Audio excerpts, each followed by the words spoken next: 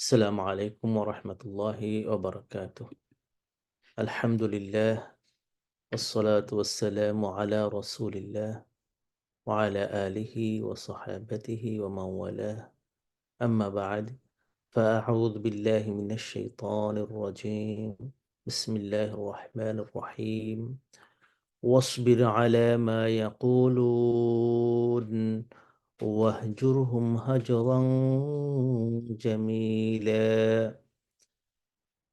সম্মানিত ভাই বোনেরা, যারা বিভিন্ন জায়গা থেকে বিভিন্ন মিডিয়ার মাধ্যমে আমাদের প্রোগ্রাম দেখছেন, আল্লাহর কাছে দোয়া করি যে আমাদের এই সময়টা যেন আল্লাহ তাআলা কবুল করে নেন এবং সূরা আল মুজাম্মিলের 10 নম্বর আয়াতের যে জায়গাটা আমরা তেলাওয়াত করেছি, এখান থেকে যেন আমরা কিছু শেখার সুযোগ যেন আল্লাহ তাআলা আমাদেরকে করে দেন। আমরা ইতিপূর্বে সূরা আল মুজাম্মিলের যে অংশটা পড়েছি ১ থেকে ৯ পর্যন্ত, এই আয়াতগুলো থেকে আমাদের বোঝা যাচ্ছে যে এটা আম একেবারে নবুয়তের ১ম দিকের কথা। যখন আল্লাহ রাসূল সাল্লাল্লাহু আলাইহি সাল্লামকে রসুল হিসেবে অ্যা মানে মনোনীত করা হয়েছে, নবী হিসাবে মনোনীত করা হয়েছে, এই ঘোষণা দেওয়ার পরে যে কথাগুলো বলা হচ্ছিল সেখানে। তো এইটা যখন তিনি ১ম এই অ্যা দিন নিয়ে আসেন, তখন তার সাথে বিরোধিতা করার খুব বেশি সুযোগ আসেনি। কারণ তিনি এই মা দিনের কথা শোনার পরে, পাওয়ার পরে উম বহু জায়গায়, বিভিন্ন জায়গায় ওপেনলি তিনি কাউকে দাওয়াত দেননি। তিনি ঘরটা আগে দেখেছেন, গোটা ঘর মুসলিম হয়ে গেল। আবু বকর রাদিয়াল্লাহু তাআলা আনহু একেবারে কাছের মানুষ ছিলেন। তিনি জানতে পারলেন এবং তারই উদ্যোগে আরো প্রায় ১০ জনের মতন আ মানে তারা মুসলমান হয়ে গেল। ধীরে, ধীরে মুসলমান হচ্ছে একেবারে ওয়ান টু ওয়ান বেসিসে, সামগ্রিকভাবে, সামষ্টিকভাবে, সামাজিকভাবে, কমিউনাল ওয়েতে ইসলামকে তখন প্রসার করার কথা আসেনি। এ এ যখন এই ১ম ৯ টা আয়াত আমরা এখানে দেখতে পাচ্ছি। আজকের থেকে যেটা আমরা পড়লাম ১০ নম্বর আয়াত, সেখানে আমাদের কাছে খুব স্পষ্ট হচ্ছে যে আল্লাহ রাসূল সাল্লাল্লাহু আলাইহি ওয়াসাল্লাম মোটামুটিভাবে তিনি দিন প্রচারের আদিষ্ট হওয়ার পরে এই আয়াতগুলো নাজিল হয়েছে। আমরা জানি যে সূরা আলাকের ১ম ৫ টা আয়াত নাজিল হওয়ার পরে পরের আয়াতগুলো কিন্তু ৪-৫ বছর পরে, মানে ওই নাজিল হওয়ার ৪-৫ বছর পরে যখন আ আবু জাহেল তাকে মারতে যাচ্ছিল, সিজদারত অবস্থায় ছিলেন আমাদের রাসূল সাল্লাল্লাহু আলাইহি ওয়াসাল্লাম। সেই সময় আবু জাহেল তাকে মারতে যাচ্ছিল, ওই ঘটনাটা ইকরা বিস্মি রব্বিকাল্লাযীর ১ম ৫ আয়াতের পরে যেয়ে কিন্তু ওই ঘটনাটা আসছে। তাতে বোঝা যায় যে ইকরা ওই রাত্রে সবটাই নাজিল হয় নাই। মুজাম্মিলও ঠিক একই রকম আমরা দেখতে পাই।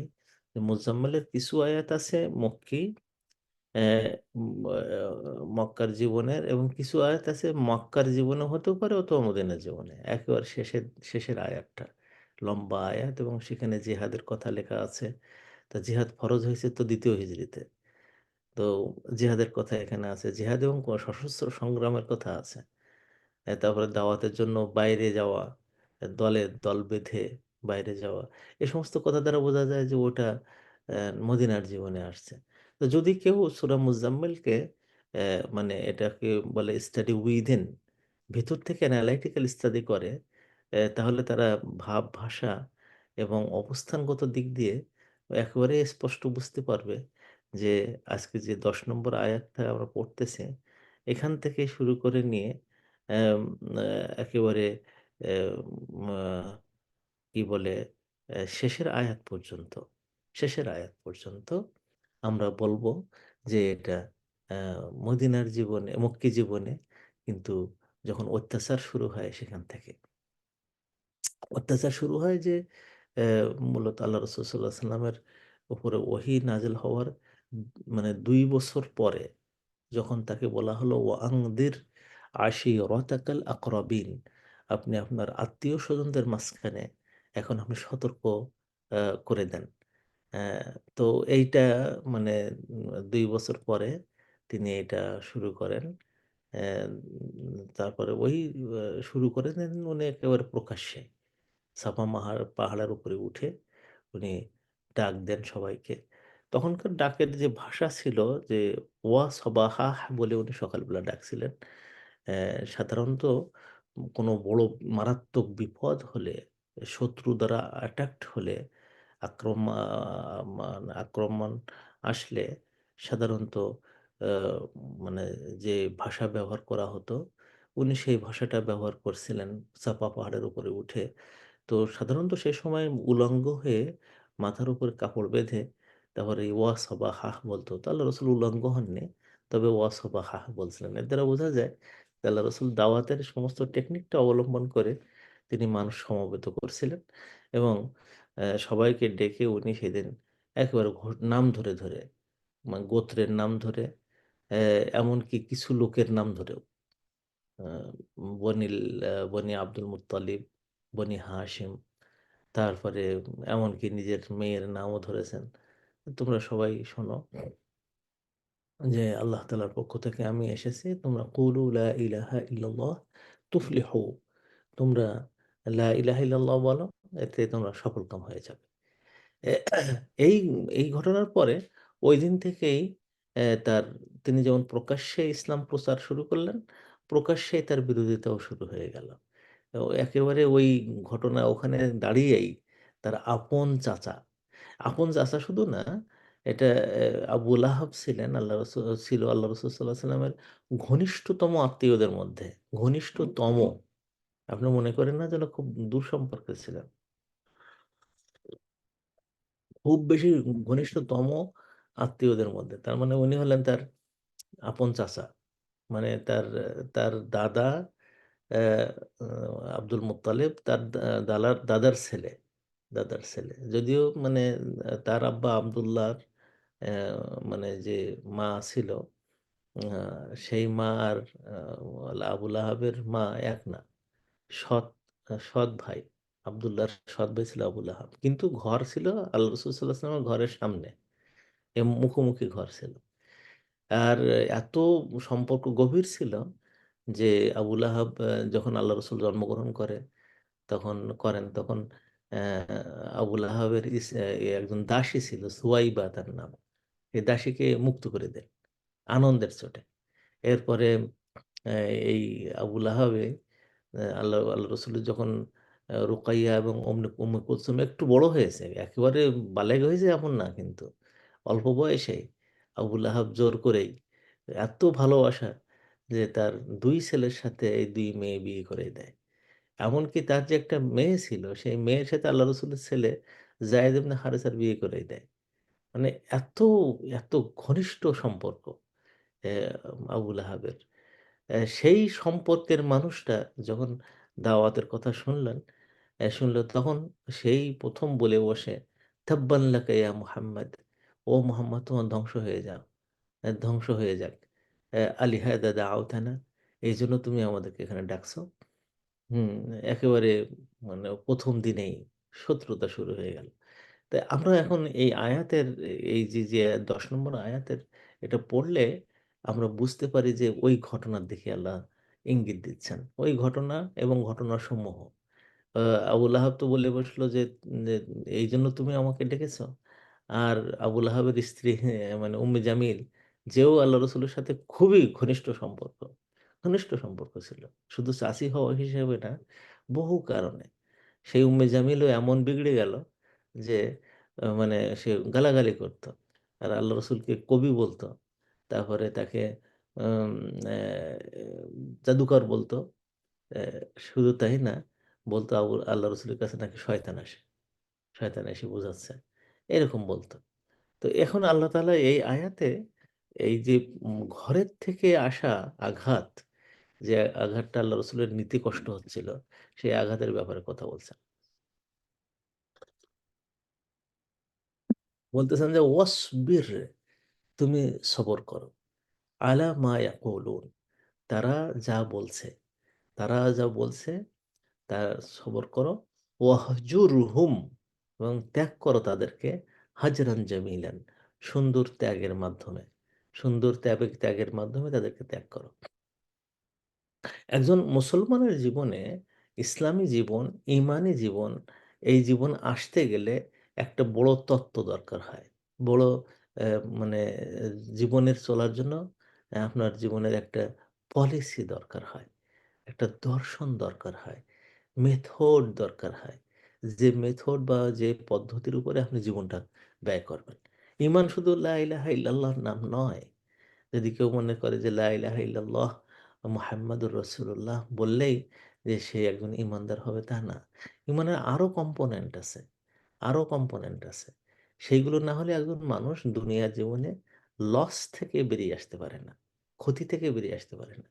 যখনই সে একজন ঈমানদার হয়ে যায়, ঈমানদার হওয়ার পরে মানে তাকে তার অনেকগুলো জীবনের স্তর বা পরিস্থিতির স্তর বা সামাজিকতার অনেকগুলো পটভূমি তাকে পার হয়ে যেতে হয়। আর সেইগুলো পার হতে গেলে তার বেশ কয়েকটা জিনিস দরকার। একটা হলো যে শুধুমাত্র আল্লাহর আমানতু বিল্লাহ বললে হয় না।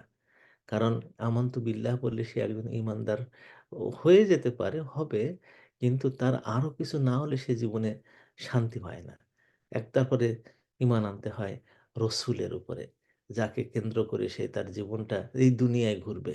আল্লাহকে কেন্দ্র করে তার মনস্তত্ত্ব গড়ে উঠবে। আল্লাহকে কেন্দ্র করে তার মন, তার মানসিকতা, তার জীবন গড়ে উঠবে। কিন্তু যে মানুষটাকে মানে নিয়ে যে না আমি শুধু না, এ পথে আমার একজন রোল মডেল আছে, রসূল বা রসূলগণ, তাদেরকে মানতে হয়।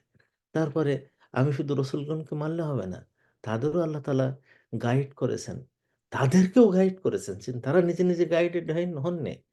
সেই গাইড যাদের হয়েছে, সেই কিতাবকে বিশ্বাস করতে হয়। সেই কিতাবকে বিশ্বাস করার সাথে, সাথে এই কিতাব নিয়ে আসে কে? হ্যাঁ, আমাকে দেখতেছে কে? আমার আমলনামা হচ্ছে কাদের দ্বারা? আমি সামনে গেলে আমার পাশে কে দাঁড়াতে পারে? তাদের একটা শক্তি এবং বাহিনী আল্লাহ তাআলা তৈরি করে রাখছেন। তাদেরকে মালাইকা বলা হয়। তাদের প্রতিও বিশ্বাস স্থাপন করতে হয়। তা না হলে আমাদের ঈমানের কোনো মানে নাই। আমার পরকালের জবাবদিহিতা, এটাও মনের মধ্যে নিয়ে আসতে হয় এবং মনে নিয়ে আসতে হয় বাঁচি মরি, ভালো মন্দ, উ উন্নয়ন, অবনয়ন, আ উন্নতি, অবনতি যা কিছু আছে দুনিয়ায়, আমার জীবনের যা কিছু উত্থান পতন যা হবে সব মিনাল্লাহি তাআলা, আল্লাহর পক্ষ থেকে।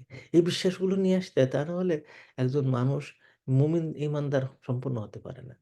এইটার পরে একজন মানুষ মনের থেকে যখন আ এমন এক জায়গায় যাবে যে আলহামদুলিল্লাহ তার মনটা এখন ভালো হয়েছে। তো এখানে আমরা দেখতে পাচ্ছি যে সূরা মুজাম্মিলের ১ম থেকে ৯ নম্বর আয়াত পর্যন্ত এখানে ঈমান, ঈমানিয়াতের কথা যেমন আছে, তার সাথে, সাথে আল্লাহ তাআলার আমলের কথা কিছু বলে দিয়েছেন। তা লস থেকে উঠতে গেলে, কাটায় উঠতে গেলে, এই দুনিয়ায় ভালো কিছু করতে গেলে ঈমানের পরেই আসে আমলের স্থান এবং সেই আমলের স্থানটাই এই সূরা মুজাম্মিল দিয়ে শুরু। সূরা মুজাম্মিল দিয়ে শুরু। সেই আমল যখন মানুষ শুরু করে, এখানে দেখেন কতগুলো আমলের কথা বলছে। রাত্রে রাত্রে ওঠা, ইবাদত করা, কোরআন শরীফ তেলাওয়াত করা, তারপরে হলো অ্যা উম আ দিনের দিনের বেলায় সাবহানের পর্যায়ে যাওয়া, আল্লাহ তাআলার জিকির করা এবং একাত্ম হয়ে যাওয়া। তারপরে আল্লাহ তাআলাকেই নির্ভরশীল হিসেবে গ্রহণ করা। এই জিনিসগুলো একজন মানুষের অ্যা মানে উ লস থেকে লাভের দিকে নিয়ে আসে। ক্ষতির থেকে ভালোর দিকে নিয়ে আসে। জাহান্নাম থেকে জান্নাতের দিকে নিয়ে আসে। ভ ভালো খারাপের থেকে ভালোর দিকে নিয়ে আসে। এখন এই পথে আসতে গেলে এখানে একজন মানুষ যখন লসের মধ্যে থাকে, সেখান থেকে আসতে গেলে তার ১ম হলো ইল্লাল্লাযিনা আমানু। তারপরে ২য় হলো ওয়া আমিলুস সলিহাত।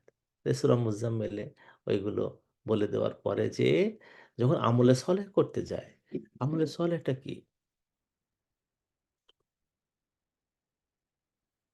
সূরা মুজাম্মিলের এই আয়াতগুলোতে আমরা আমলে সালের কিছু দিক আমরা পাইছি। দিক আমরা পাইছি। এরপরে সূরা মুদ্দাথিরে কিছু দিক ওখানে ছিল। সূরা ইকরা বিসমি রাব্বিকাল্লাযীতে কিছু দিক ছিল এবং সূরা আল আ আল কলাম, নুন আল কলামে কিছু দিক ছিল। যে চরিত্র, বৈশিষ্ট্য, আমলের কথাগুলো এই ৪ টে সূরায় বলা হচ্ছে, তাতেই একজন মানুষ কাফের সমাজে থাকলে তার উপরে মানুষের জিঘাংসা শুরু হবে, আঘাত শুরু হবে, ইনসাল্ট শুরু করা হবে। তো ১ম দিকের ইনসাল্ট গুলো এমন হয় যে একদম ঘরের থেকে শুরু হয় যে, আহারে! যখন আপনি যখন ধরুন যদি কোনো মহিলা ১ম পর্দা শুরু করে দেয়, পর্দা করা, তখন শুরু হয়, হুজুর হয়েছে, এ হয়েছে, তা হয়েছে। আমরা যখন আমরা মানে হাফ আ কি বলে জাহিলিয়াতের পরিবারে যখন আমরা একটু ওই দিন মেনে চলা শুরু করলাম। আমার বাবা তো মেম্বার ছিলেন, ব্যবসায়ী ছিলেন। তারপরে চেয়ারম্যান-টেয়ারম্যানদের সাথে চলাচলি করার কারণে বাড়ির পরিবেশটাও এরকম ছিল। সেই পরিবেশে যখন আমরা ঈমানদার নামাজ পড়তে যেতাম, নামাজের জন্য মানুষকে ডাকতাম, তা আমাদের খুবই ইনসাল্ট হতো এবং এটা ফিজিক্যাল নয়, মেন্টাল। এটাকে আল্লাহ তাআলা ১ম বলছেন, "ওয়াসবির আলা মা ইয়াকুলুন।" হ্যাঁ, তোমরা তারা যা বলতেছে সেই বলার উপর তোমার সবর করতে হয়। দেখবেন সূরা ওয়াল আসরের মধ্যে কিন্তু ওই কথাটা বলে দেওয়া যে, "ইন্নাল ইনসানা লাফি খুসর।" যে মানুষেরা লসের মধ্যে। ইল্লাল্লাযিনা আমানু ওয়া আমিলুস সলিহাত। ঈমান আনে আর ভালো কাজ করে। তো ভালো কাজ ধরেন ওই সময়কার ভালো কাজ কিন্তু সব বলে দেওয়া হয়নি ৪ টা সূরায়। সামান্য কিছু ভালো কাজের কথা বলা হয়েছে। এ আর তাতেই কি হবে? ওয়াতাওয়াসাও বিল হাক্কি ওয়াতাওয়াসাও বিস সবর। তখন একটা কমিউনাল আ অবস্থা গড়ে তুলতে হয়। একা, একা তখন আর দেখা যাবে যে সে ভাল লাগবে না। যখন একজন মানুষ গোটা পরিবারের শত্রু হয়ে যায়, গোটা সমাজের শত্রু হয়ে যায়, গোটা রাষ্ট্রের শত্রু হয়ে তো একা, একা তখন সে ফ্রাস্ট্রেটেড হয়ে যাবে। ৫ দিনও ১০ দিনও থাকতে পারবে না। তখন আল্লাহ তাআলা বলে দিচ্ছেন এই যে, তোমরা একটা কাজ করবা, তোমরা ওয়াতাওয়াসাও বিল হাক্কি। একটা কমিউনিটি গড়ে তুলবা। সেই কমিউনিটি পরস্পরের সাথে তোমরা হকের ওসিয়াত করতে থাকবা। প্রত্যেক দিন, প্রত্যেক সপ্তাহে, প্রত্যেক মাসে একত্রিত হওয়া। একে অপরে তোমরা হক কোনটা সেই কথাগুলোকে বুঝাতে, কোনটি সত্যি, কোনটি মিথ্যা এটা নিয়ে আলোচনা করে সমাজে যখন তোমাদের বিরুদ্ধে কথাবার্তা উঠবে, তো তারা কি আসলে হকের উপরে আছে না তারা ভুল কথা বলতেছে? হ্যাঁ, সেই ভুল কথাগুলোকে উদ্ধার করে নিয়ে আসা, নিতে পারা, এই কাজগুলো করতে হয়। দেখেন কোনো মানুষ দিনে একা, একা থাকতে পারে না। সঙ্ঘবদ্ধ, সংগঠিত, সুসংগঠিত না থাকলে শয়তান তাদেরকে বিভিন্নভাবে টেনে নিয়ে যায়। সেজন্য আল্লাহ তাআলা এখানে খুব সুন্দর করে আমাদেরকে বলে দিচ্ছেন যে, "ওয়াতাওয়াসাও বিল হাক্কি।" হকের ওসিয়াত করে। ওয়াতাওয়াসাও বিস সবর। আর শুধু হকের ওসিয়াত করলে হবে না। হক মেনে চলতে যেয়ে সবর করা লাগে। সবর করা লাগে আমি আমার জীবনে দেখলাম তো। আমি বাংলাদেশ থেকে এই ইউকেতে যখন আসছি, তো এখনো অনেক মানুষ জিজ্ঞেস করে যে, "আপনি লন্ডনে থাকেন, আপনার টাকা-পয়সা, ধন-দৌলত তো অমুকের মতো হয় না।" কারণ কিছু, কিছু নাম বলে আমাদের বাড়ির পাশে বা চতুর্দিকে। "উনার মতন করতে পারলেন না।" তো আমি তখন বলি যে, "বাংলাদেশে আপনি কি করতে পারছেন? ভালো করতে পারলেন না কেন?" তো বলে, "আমি তো হকের উপর থাকি। এম অ সুদ, ঘুষ খাই না, দেই না। তো এইজন্য আমার খুব বেশি।" তখন আমি বলি যে, "মুসলমান দেশে আপনি হালাল রুজি পেইতে আপনার কষ্ট। আর কাফেরদের দেশে আমি থাকি। সেখানে হালাল রুজি কতটুকু পাওয়া যাবে?" তখন সবাই ঠান্ডা হয়। কারণ ওখানে এই অতওয়াসাও বিস-সবর কথাটা না বললে আপনি দিনের পথে থাকতে পারবেন না। আপনার বাচ্চারা আপনাকে বলবে যে, "কি ব্যাপার? আমার ওই চাচার এত সম্পদ, তোমার কোনো সম্পদ নেই কেন? আমার ওই বান্ধবীর বাবার এত সম্পদ, তোমার সম্পদ নেই কেন?" তখন একটা মানুষ ঝুরঝুর করে ভেঙে পড়ে এবং তার দেখা যায় যে সে আর নৈতিকতা রাখতে পারে না। স্ত্রী যদি এরকম ভালো না হয়, সে যদি ওয়াতাওয়াসাও বিস-সবর না বলে বা সবরের কথা না বলে, বরং ওই অ্যা মোরা হারানোর পথে নিয়ে যাওয়ার জন্য চেষ্টা করে। তার তো অন্তত গহনা দেওয়া লাগবে, তার কাপড়-চোপড় দেওয়া লাগবে, তার খাওয়া-দাওয়া দেওয়া লাগবে, তার স্টেটাস দেওয়া লাগবে। তার বান্ধবীরা যে সমস্ত ঘরে থাকে তার পাশাপাশি ঘর রাখ দিতে হবে। তাই না? তখন এই সবর ছাড়া আর থাকা যায় না। আল্লাহ তাআলা এখানে এই মেথোডোলজিটা বলতেছেন আল্লাহ রসুলকে এবং তার মাধ্যমে আমাদেরকে। তোমাদের জীবনটা চলতে গেলে ২ টো মেথডের উপরে চলবে। ২ টো রেলগাড়ির যেমন ২ টো চাকা, হ্যাঁ? সেই চাকার ২ পাশের যে পাত থাকে, লোহার পাত। এই দুটো পাত একটা মানুষের জীবনে না থাকলে সে দায়ী আল্লাহ হতে পারবে না, সে মুসলিম হতে পারবে না, সে মুমিন হতে পারবে না, সে জীবন যাপন করতে পারবে না। তার জীবনে অনেক ধরনের সমস্যা আসবে। তার মধ্যে প্রথমটা হলো অসবির আলা মায়া বলুন, তারা যা বলতেছে সেখান থেকে তোমার সবর করতে হবে। এই জন্য যারা দায়ী আল্লাহ, তাদেরকে কিন্তু একটা কাজ করতে হয়, সেটা হলো যে মানে খুব বেশি সেনসিটিভ হলে হয় না, খুব বেশি সেনসিটিভ হলে হয় না। দায়ী আল্লাহদের বেশি সেনসিটিভ হলে হয় না। তাদেরকে আমাদের এই যে সাতক্ষীরার একটা ছন্দ বলে, কবিতা বলে, সেটা হলো এই যে পিঠ করেছে সালা আর কান করেছে কালা, যত পারিস চালা। তার মানে কানটাকে আমি বধির মতন করে ফেলেছি, তুমি যা বলো আমার বিরুদ্ধে আমি শুনতে পাই না। আর যত মার মারো আমার পিঠে, পিঠে আমি এত চামড়া পুরু করেছে যে তোমার মায়ের আমার গায়ে লাগে না। আর তুমি যত পারো চালাও, আমি আমার কাছে চালাও। এই সবরের এই জায়গাটা এখানে, এখানে আল্লাহ তাআলা আমাদেরকে বলছেন, তারা যা বলছে বলার বিপরীতে তোমার হলো তুমি মুখে অত, মুখে খই ফোটানোর দরকার নেই। যে যা বলতেছে তাতে রিয়াকশন করার দরকার নেই। বরং সেখানে তোমরা সবর করো। আমাদের বাংলাদেশে যারা দাওয়া ইলাল্লাহর কাজ করেন, মাঠে ময়দানে, স্টেজে যে সমস্ত আলেম ওলামা, আমার কাছে মনে হয় যে এই আয়াতটা খুব বেশি তাদের পড়া দরকার। যদি কোনো আলেম কারোর বিরুদ্ধে একটু কিছু বলেছে, আরে বাবা, সেখান থেকে শুরু করতে হয় আরেকজনের বিরুদ্ধে বিরোধিতা করা। আলেম না হোক, যদি আরো যদি অন্য কেউ কিছু বলেছে, তো অমনি আরেকজন ক্ষেপে চিৎকার করতে থাকে এবং কাফের, কুফর, এটা সেটা গালাগালি, যে সমস্ত শব্দগুলো ইউজ করা হয় যারা দাওয়াতের কাজ করতেছে, ইলাল্লাহর কাজ করতেছে, তারা সাংঘাতিক। এটা শুধু কিন্তু এমন না যে ছোটখাটো আলেমরা, বড় বড় আলেমরা, একজন আলেমের বিরুদ্ধে মানে এই যে কুফরি করা, কুফরি কাফের ফতোয়া দেওয়া, এগুলো সাংঘাতিকভাবে হয়ে গেছে বাংলাদেশে এখন। এ মুনাফেক, ও কাফের, ও বেদাতি, ও অমুক, ও তুমুক। বিশেষ করে আমাদের দেশে যারা বেশি, আমি মাঝে মাঝে বলি যে ডেলিউশন বলে একটা ইংলিশ শব্দ আছে, যে আত্মম্ভরিতা, আত্মম্ভরিতা, অহংবোধ। সেটা হলো এই যে আমি ভালো আর সবগুলো খারাপ, আর সবাই জাহান্নামে যাবে, আমার দল ভালো আর অন্য সব জাহান্নামে যাবে। এই সমস্ত কথাবার্তাগুলো এখন সর্বনাশ করে দিয়েছে। আমি যখন মদিনা ইউনিভার্সিটি পড়ি শেষের দিকে এসে, ৯৫ সালের দিকে, একটা দল গড়ে উঠলো মদিনায়। তারা, তাদের কাজ হলো এই যে মানে তারা ছাড়া, আমরা মদিনায় ১ম ৪ বছর, তার আগে আরো ২ বছর ছিলাম রিয়াদ ইউনিভার্সিটিতে। আমি কিন্তু সৌদি আরবে এই দেখিনি আগে। বড়, বড় আলেমদের পাশে গেছি। আমাদের শেখ আব্দুল্লাহ বা ইবনে বাজ রহমতুল্লাহ আলাইহ। তারপরে হলো শেখ সালেহ আল হোসাইমিন রহমতুল্লাহ আলাইহ, এদের পাশে গেছি। কোনোদিন জিজ্ঞেস করেনি তোমার কোন মাযহাব? তুমি কি? তুমি এ এখন কি হয়েছে? এখন মানুষ একে অপরের মধ্যে এত মারাত্মক আকার ধারণ করেছে যে মানে কেউ কারোর আর সহ্য করতে পারে না। কিন্তু দাওয়াতের কাজের এ হলো যে ওয়াহসবির আলা মা ইয়াকুলুন। তারা যা বলছে সবর করো। সবর করতে হয়। এই সবরের পর্যায়ে যেতে হয়। ২ নম্বর মেথড হলো ওয়াহজুরহুম। তোমরা তাদেরকে হিজরত করো, তাদেরকে ত্যাগ করো। কাফেরদের সম্পর্কে বলা হয়েছে, মুসলমানদের সম্পর্কে না কিন্তু। আমাদের তো এখন একেবারে কথায় কথায় মুসলমানদের বিরুদ্ধে ত্যাগ করে বলা হয়।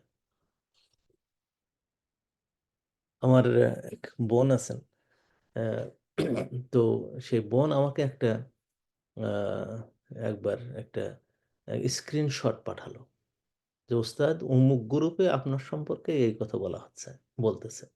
সেখানে দেখলাম যে জাহান্নামের আগুন নিচে, আর আমাকে তার উপরে দিয়ে জ্বালাচ্ছে এবং আমার নাম দিছে খোয়ানি। তা আমি বললাম যে এরা তো ৩টি ৪টা গুনার কাজ করতেছে একসাথে, এবং ছোটখাটো গুনাহ না, কবিরা গুনাহ। তা আমি হাসতেছি, হাসতে হাসতে কথা বলছে কবিরা গুনাহ করতেছে। ১ নম্বর হলো যে আমি ইমানদার, ইমান এনেছি, আল্লাহ রসুল, কোরআন হাদিস যা যা বিশ্বাস করলে একজন ইমানদার হয় তা করেছে। আবার ইমানের সাথে ইসলামের আমলে সালেহ এই যেগুলো সেগুলো করতেছে, এবং আল্লাহর প্রতি আমার আস্থার কোনো ত্রুটি নেই। সহি আকীদা যেটা বলে সেটাকে আমি বিশ্বাস করি। আমি শুধু বিশ্বাস করি না, এটা আমি মানুষের কাছে প্রচার করি, পড়াই। তাহলে ওরা যে আমাকে জাহান্নামের উপরে রাখলো, এটা তারা চরমতম একটা ভুলের মধ্যে গেল। ২ নম্বর হলো আমাকে ইখওয়ানি বলেছে। আমি কখনো ইখওয়ানুল মুসলিম করিনি। তাহলে আমাকে যে এরকম একটা অপবাদ দিল, এর জন্য তারা কি করবে? তো এই যে আমাদের সমাজগুলোতে এখন এই যে ট্যাগ লাগানো, এগুলো কিন্তু সব এই মানে সবরের বিপরীতে যাওয়াটা। সব হলো সবরের বিপরীতে যাওয়া। যত বড় আলেম হোক না কেন, যত বড় সহি তরিকার পদ্ধতিতে কাজ করার লোক বলি না কেন, কোনো মুসলমানদের সম্পর্কে এই ধরনের কথাবার্তা বলা, অ্যা মানে একেবারে স্পষ্ট তার কাছ থেকে কোনো কিছু না পেয়ে, এগুলো চরমতম গুনাহ, এটা ছোটখাটো গুনাহ না। একেবারে জাহান্নামে যাওয়ার মতো কথা। এজন্য ইসলামের ১ম কাজ হলো ওয়াসবির আলা মা ইয়াকুলুন। ওরা যা বলছে সেখানে তোমার সবর করতে হবে। আমি এমন সবর করছি তো করছি। এগুলো নিয়ে আমি কোনো জায়গায় লিখি না। তাদের বিরুদ্ধে আমি কিছু বলি না। মানে তারা এখন আমার বিরুদ্ধে বলতে, বলতে হয়ে গেছে। অ্যা কি বলা যায় যে মানে ক্লান্ত হয়ে গেছে। আর কয় না কিছু। আলহামদুলিল্লাহ। সবর করাটা এজন্য খুবই দরকার। তো আপনি যদি কোরআন শরীফের যদি আপনি আ দিকে যান তাহলে দেখবেন যে ঈমান আনতে গেলে ঈমানের বিষয়ে আপনাকে সবর করতে হয়। কি সেটা? সেটা হলো ঈমান কি? ঈমানের বিষয়গুলো জানার জন্য ভালো সবর করা লাগে।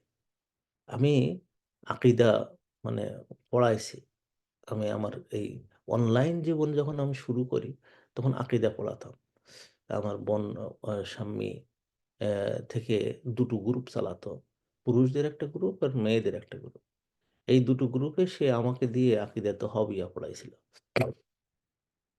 তো আমি দেখলাম যে ১ম এ ১০০-২০০ ছাত্রছাত্রী আছে। এরপরে যখন এটাকে একটু ভালো করে পড়াবার নিয়াত করলাম, অমনি সবাই পালায় চলে গেল। তো আমি এনালাইসিস করলাম এই বোনটাকে নিয়ে এবং আমাদের কিউএনএস এর আ যারা অ্যাডমিনে আছে তাদের নিয়ে এনালাইসিস করলাম যে কারণটা কি? তো কারণটা হলো এই যে ইমানের পথে ইমান জানতে যেয়ে আমাদের লোকদের সবর নাই। চিন্তা করে দেখেন। আল্লাহ তাআলা কেন সবরের কথাটা বললেন? কারণ হলো ইমানের পথে ইমানটা জানতে গেলে আমি যদি এখন জিজ্ঞেস করি এখানে যে সমস্ত ভাই-বোন আছেন শুনছেন আমার কথা। যদি জিজ্ঞেস করি বলেন তো আল কাদার ভাগ্যের উপরে বিশ্বাস করতে গেলে কোন, কোন জিনিসে বিশ্বাস আনা লাগে? কোন, কোন জিনিস? ৩ টি জিনিসে বিশ্বাস আনতেই হয়। সেই ৩ টি জিনিস কি, কি? দেখা যাবে যে কারো জানা নেই। তো জানা নাই তাহলে আব্দুল সালাম আজাদীর কাছে এতদিন পড়েন না কেন? তাহলে আমার সে সবর নাই। সবর নেই। তো ঈমান আনতে গেলে ঈমানের যে সমস্ত ধারা উপধারাগুলো আছে, আখেরাত, আখেরাতের বিশ্বাসগুলো, আখেরাতের মানাজিলগুলো কি, কি? কোন, কোন এই আখেরাতের যে স্তরগুলো, সেই স্তরগুলো কি, কি? কোন, কোন স্তরে কি, কি অবস্থা ঘটবে জানেন? না, জানি না। কেন জানেন না? তো আমি তো শিখিনি। কেন আপনার আব্দুল সালাম আজাদী তো পড়াইছে এগুলো। না আমি ওখানে যাইনি। আমি দেখলাম যে ও পড়ার জন্য আমার সময় নেই। আমি পারব না। সবর নেই। তো ঈমানের জিন্দেগিতে ঈমান আনতে গেলে, ঈমানের বিষয়গুলো জানতে গেলে আল্লাহ তাআলা কিন্তু ঈমানের বিষয়টা এমন করেছেন ফা'লামু আ'লাম আন্নাহু লা ইলাহা ইল্লাল্লাহ।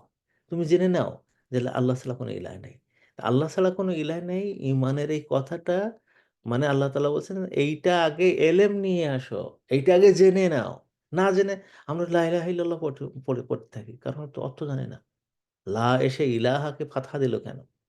এর অর্থটা কি তাহলে? কেউ জানি না। ঠিকমতো বুঝতে চাই না। কারণ কি? সবর নাই। ঈমানের পথে আমাদের সবর নাই। ঈমানটা জানতে যেয়ে আমার সবর নাই। আমলে সলেহ করতে হয়। আমলে সলেহ করতে গেলে যে মানে আমলগুলো আছে, সেই আমলগুলো সলেহ করার জন্য, ভালো করার জন্য এই যে কাজগুলো আমার শরীরে নিয়ে আসতে হয়।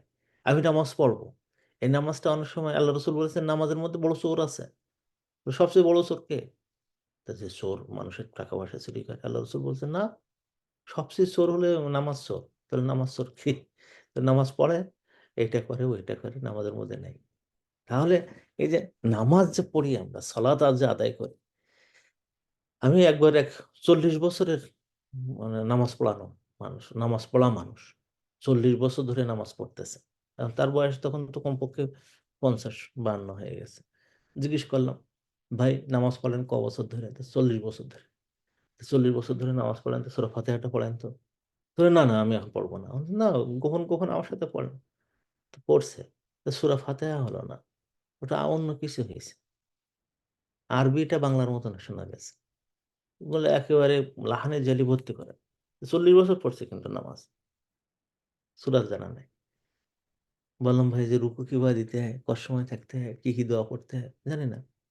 সুবহান রব্বিল আযীম পড়তে হয়, হ্যাঁ, কবার পড়তে হয়, 3 বারের বেশি পড়ছেন কিনা, না, পড়া হয়নি। মানে নামাজটা 40 বছর ধরে নামাজ পড়ছেন। একবার যদি জিজ্ঞেস করা হয় যে, ভাই আপনি কি একটু জেনে শুনে নামাজটা পড়তেছেন কোরআন হাদিসে যা আছে? না। কেন? সময় নেই। ওখানে সবর করতে হয়। এই ইসলামের পথে যেটা, যে আমলে সালেহ যেটা, সবর করতে হয়। আমলে সালেহ ২ ধরনের সবর দরকার হয়। একটা হলো এটা জানার জন্য সবর করতে হয়, একটা মানার জন্য সবর এখতিয়ার করতে হয়। নামাজ পড়া সহজ জিনিস না। ওয়া ইন্নাহা লাকাবীরাতুন ইল্লা আলাল খাশিঈন। নামাজটা হলো কঠিন, খুব কঠিন। ছোটখাটো কঠিন না, খুব কঠিন। ইল্লা আলাল খাশিঈন, যারা বিনম্র ওদের ছাড়া। সহজ জিনিস না। সলা, সিয়াম, রোজা পালন করা মোটেই সহজ জিনিস না। এইজন্য আল্লাহ তাআলা এটাও বলেছেন যে, তুমি রোজা থাকার কারণে যখন খুব ক্ষুধা লাগে, ক্ষুধা লাগলে ওই সময় পেটের থেকে যে দুর্গন্ধটা বেরিয়ে আসে, ওটাও আল্লাহ তাআলার কাছে, আল্লাহ বলেন যে, আমার কাছে মৃগ নাভির মতো বা তার চেয়ে আরো সুন্দর লাগে। কারণটা কি? কারণ অসম্ভব কষ্ট আপনার জ্বালিয়ে পুড়ে খাক করে দিচ্ছে। আপনার শরীরের মধ্যে যে সমস্ত পদার্থ আছে, যেগুলো আপনাকে মানে সাধারণত বাঁচায় রাখে, যে ফ্যাট গুলো, ওগুলো সব জ্বলে যাচ্ছে সিয়ামের মাধ্যমে। হজের মতন কষ্ট দুনিয়ায় নেই। আর যাকাতের মতন মানসিক কষ্ট দুনিয়ায় নেই। আমার ইনকাম করা টাকা, আমি ইনকাম করেছি। সেই টাকাটা যখন মানুষকে দিতে হয়, তখন হাত বলে দিও না, মুখ বলে দিও না, মাথা বলে দিও না, অন্তর বলে দিও না। অসবির, সবর এখতিয়ার কর। চিন্তা করে দেখছেন? তাহলে আমলে সলেহতে আপনার সবর দরকার হয়। হক, হকের কথা বলতে সবচেয়ে দুনিয়ার কঠিন জিনিস হলো হকের কথা বলতে। হক কথাটা বলতে। সুবহানাল্লাহ! আমি তাজ্জব হয়ে গেছি যে বহু লোক আছে, যখন হক কথা বলার প্রয়োজন হয়, তো মুখে একদম একেবারে আটকায় দিয়ে বসে থাকে। কথা বলবেই না। সে একটুখানি কথা বললে একজন মানুষ বিরাট উপকৃত হবে, বা একদল মানুষ বিরাট উপকৃত হবে, বা ইসলাম অ্যাজ এ হোল বড় উপকৃত হবে। সে কথা বলবে না। বাচ্চা যদি তার কথা শোনে, তাহলে তার পথ থাকবে না। চিন্তা করেছেন? হক কথাটা বলবে না। এজন্য আল্লাহ রাসূল এটা বলেছেন যে, আ কালিমাতু হক আফদালু জিহাদ, কালিমাতু হক ইনদা সুলতানিন জাইর। যে কোনো আ মানে অত্যাচারী শাসকের সামনে যে হক কথাটা বলা, হ্যাঁ? আ সবচেয়ে বড় জিহাদ। এবং এটাও আল্লাহ রাসূল বলেছেন, "আস-সাকিতু আনিল হাক্কি শাইতানুন আখরাস।"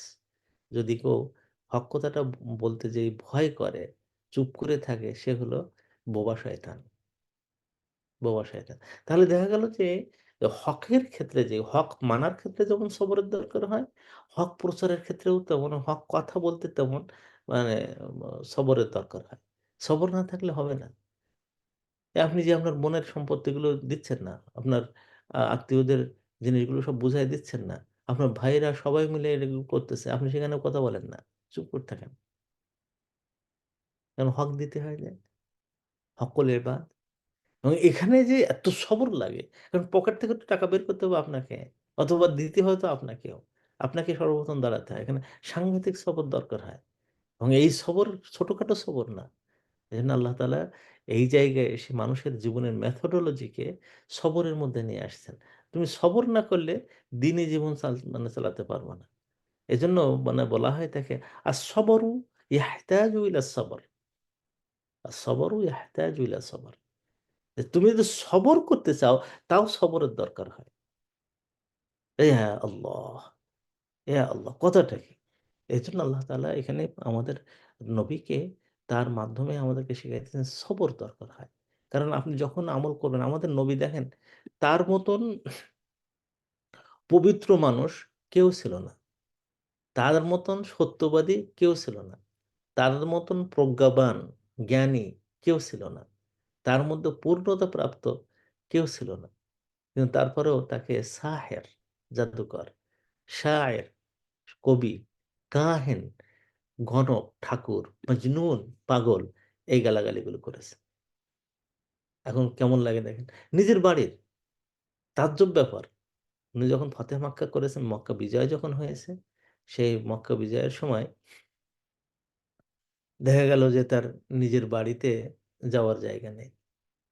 তো হযরত আলী জিজ্ঞেস করছেন যে আপনার বাড়িতে একটু বসবেন না? তো আমার বাড়ি কই? তাহলে কেন, ওই যে বাড়ি। এখনো তো আল্লাহ রসুলের যে বাড়িটা, সেটা তো মক্কায় গেলে আপনারা দেখতে পাবেন, যেখানে তিনি জন্মগ্রহণ করছিলেন সেই বাড়িটা এখনো আছে।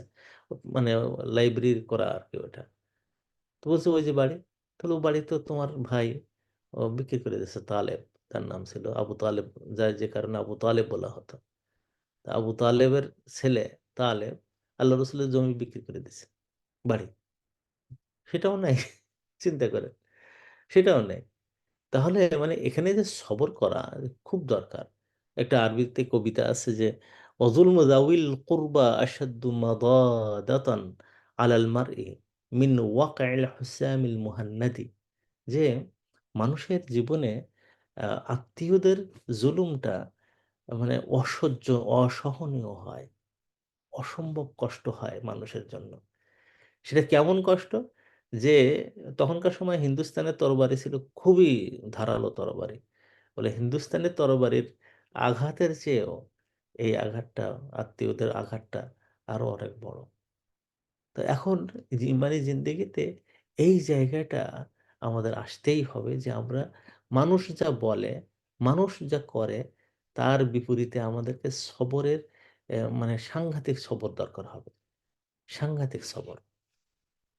আল্লাহ রসুল সাল্লাহ সাল্লামকে বলা হতো যে, দেখেন আপনার সূরা মানে আমরা যখন পড়েছি সূরা আল কালাম, সেখানে আল্লাহ তাআলা রসুলকে এইভাবে বলে দেওয়া হয়েছে যে, দেখেন আপনি আপনার এই যে ইমানি জিন্দেগিতে চলতে গেলে বেশ কিছু সবরের দরকার হবে। তার কিছু খণ্ডচিত্র আল্লাহ রসুলের সামনে দেওয়া হয়েছে, ওই মানে সূরা ইয়েতে আহ, নুন আল কালামের মধ্যে আছে বা অন্যান্য জায়গায়, সূরা আল মুদ্দাসসিরের মধ্যেও আল্লাহ তাআলা সবরের কথা বলেছেন, আবার মুজাম্মিলে বলতেছেন। তো এই সবরের কয়েকটা উদাহরণ দিয়েছেন। তার মধ্যে একটা উদাহরণ দিয়েছেন এইভাবে যে, হে রসুল আপনি ফাসবির, আপনি সবর করুন, কামা সবারা উলুল আজমি মিনার রসুল, যেমন ভাবে উলুল আজমি মিনার রসুল, যারা একেবারে প্রথম পর্যায়ের নবী, যারা উলুল আজম, যাদের মধ্যে আল্লাহকে পাওয়ার ব্যাপারে, দিনকে প্রচারের ব্যাপারে খুব শক্তিশালী অবস্থান আছে, তাদের সবরের মতন সবর করুন। হ্যাঁ, তারপরে উনি একটা উদাহরণে দিয়েছেন এইভাবে যে, ইউনূস আলাইহিস সালামের মানে মতন আপনি হবেন না। উনি এক জায়গায় সবর করেননি। সে সবরটা কি? যে আল্লাহ তাআলা মোটামুটিভাবে সিদ্ধান্ত নিয়েছেন ইউনূস আলাইহিস সালামের মানে জাতিকে ধ্বংস করে দেবেন। জাতিকে ধ্বংস করে দেবেন। একেবারে পুরোপুরি সিদ্ধান্ত। ওরা আর ঈমান আনবে না। কাজে ওদেরকে ধ্বংস করতে হবে। ধ্বংসের তারিখও নির্ধারণ করলেন, ডেটও নির্ধারণ করে দিলেন। মানে সে ডেও নির্ধারণ করে দিলেন, ডেটও নির্ধারণ করে দিলেন, সময়ও নির্ধারণ করলেন। এরপরে হযরত ইউনূসের কাজ ছিল এই যে উনি সর্বশেষ সময় পর্যন্ত মানুষকে ডাকবেন। এটি হলো দায়ীদের কাজ। সব নবীরা তাই করেছেন। শেষ পর্যন্ত তিনি ডেকে যাবেন। কিন্তু উনার মনে হয়েছে যে আগামীকালকে যখন ইয়ে হবে, ও মানে শাস্তি আসবে, তা রাত্রে আমি চলে যাই। কাল সকালবেলা থেকে তো আযাব শুরু হবে। তা রাত্রে আমি চলে যাই। তো উনি যে জায়গাতে থাকতেন মানে এতে ইরাকের নিনাওয়ে, বা এটাকে ইংলিশে ওরা নিনাভা বলে। কিন্তু আসলে নিনাওয়ে। এই নিনাওয়েতে ওখানে থাকতেন। ওখান থেকে উনি মানে উত্তর দিকে হাঁটা শুরু করলেন। সারারাত হেঁটে ভূমধ্যসাগরের কিনারায় আসলেন। এসে ওখান থেকে একটা নৌকা নিয়ে উনি কাস্পিয়ান সাগর, ওই পাশের দিকে পূর্ব দিকে যে আরেকটা দেশে চলে যাবেন। এই নিয়াত করে তিনি ওই আ অনেক বড় এক নৌকায় উনি উঠে গেলেন এবং এটা হলো সাগরের মধ্যে, ভূমধ্যসাগরের মধ্যে। এইটা আল্লাহ তাআলার পছন্দ হয়নি। ওয়ালা তাকুন কাসাহিবিল হুত। তোমার সবরি জিন্দেগিতে তুমি হুতের আ বন্ধু অর্থাৎ ইউনূস আলাইহিস সালামের মতন হবেন না, হবে না। আল্লাহ রাসূলকে এটাও ডিফাইন করে দিলেন। হযরতে ইব্রাহিম আলাইহিস সালামের কথা আসছে মুসা আলাহিসাল্লামের কথা আসছে, জায়গায় জায়গায় মুসা আলাহিসাল্লামের কথা আসছে। সবরের ক্ষেত্রে মুসা আলাহিসাল্লামের মতন সবরকারী খুব কম নবী পাওয়া যাবে। ইব্রাহিম আলাইহিসসালামের মতন সবরকারী তো উম দেখাই যায় না। আগুনে ফেলতেছে, তখনও পর্যন্ত সবর এরকম যে, "আল্লাহ তুমি আমার আগুন থেকে বাঁচাও।" মুখ দিয়ে উচ্চারণই করেননি। আমি যদি আগুনে পড়লে আল্লাহর উপকার হয়, আল্লাহর দিনের উপকার হয়, আল্লাহ দেখবেন হাসবুনাল্লাহ ওয়া নি'মাল ওয়াকিল। আমার জন্য আল্লাহ যথেষ্ট এবং তিনি হলেন আমার সেরা ওয়াকিল।